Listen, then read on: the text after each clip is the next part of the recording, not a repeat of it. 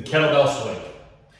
Phenomenal exercise, often abused and misused, okay? Really easy to screw up, really easy to get hurt on.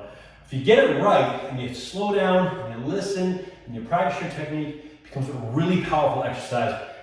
A lot of benefits to it. Not only in developing the posterior chain, pretty much everything on the back side of your body, okay? Tremendous glute exercise, by the way, hamstrings, and hell of a cardio exercise.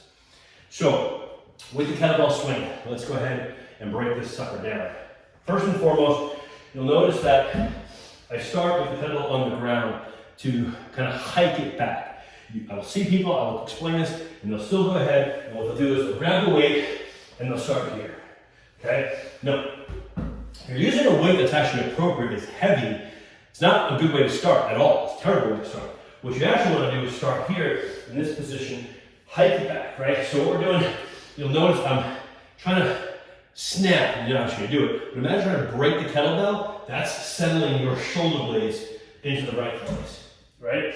So for the very first one, we're gonna hike it back through the legs, and then with the momentum, we stand up safely. And then we keep that party going. So the only time we're down low is that very first one, and then we get the momentum going. Now there's a lot more to show you, so stick with me.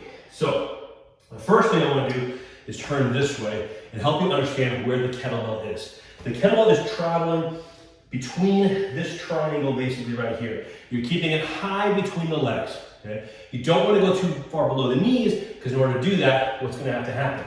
You're going to have to round your back. Because if I'm here in a hinge, look where the bell is. If it's down here, look where my back is. I can't get that low and still maintain a proper hinge position, okay? Without squatting at the knees. You'll see that a lot. You'll see people squat when they do there.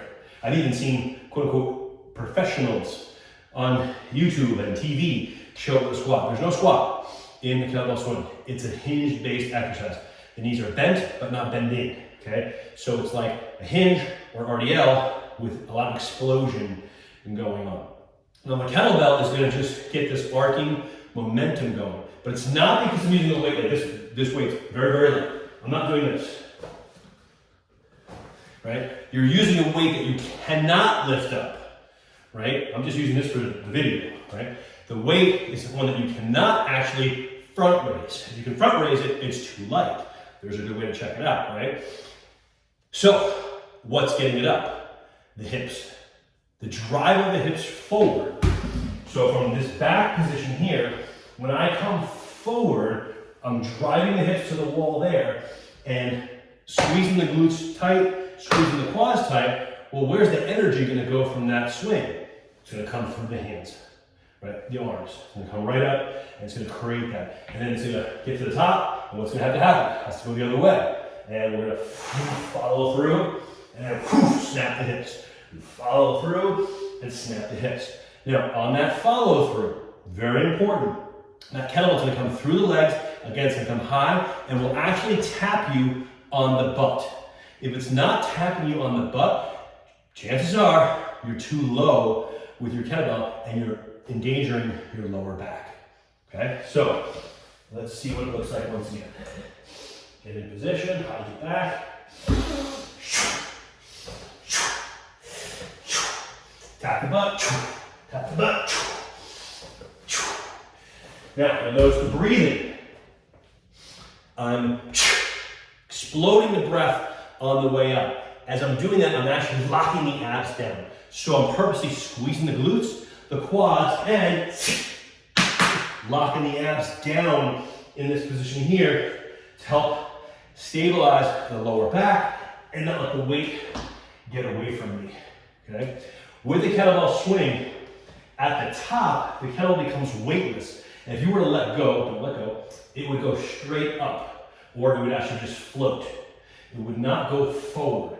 If it goes forward, it's because you're using your hands to swing the kettlebell as opposed to using your hips to swing and create an arc. The other thing you can do with this to help is kind of create dinosaur arms, right? Rather than having the hands out here, you can create little dinosaur arms, okay? Okay, like T-Rex arms.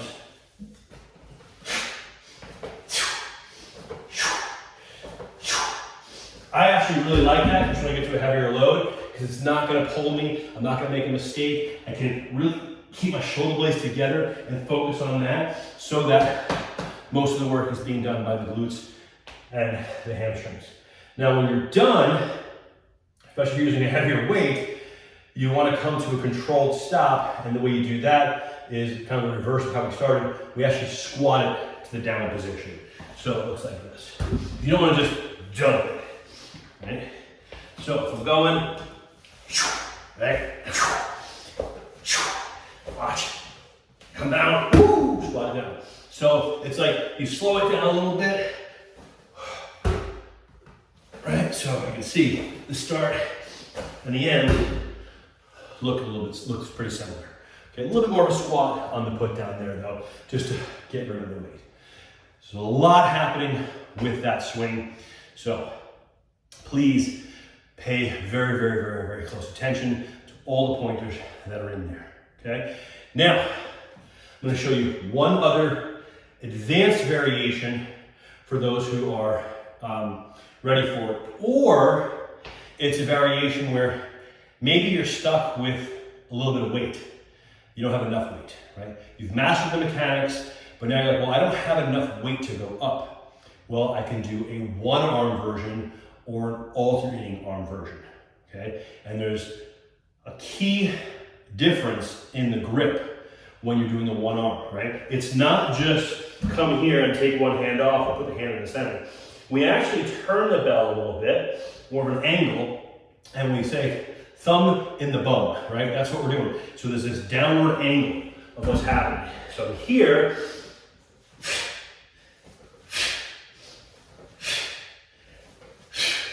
so just that little bit of a difference in the grip, very, very important if we're going to be doing a one arm kettlebell swing.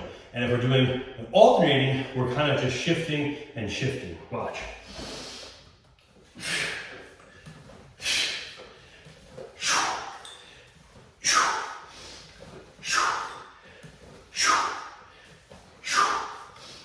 Okay, and that's where it's a little bit more advanced, but that's where we got the really good control, because at the top, when you get really good at this, the bell is indeed weightless and it flows, and you can literally take your hand off and switch and switch. You gotta be very, very careful with that in the beginning. Kind of keep your hand down as you switch, right? And as you get more comfortable, you can play with that. But that's a whole other level there, okay? But I thought I'd throw this into the video for those who need it.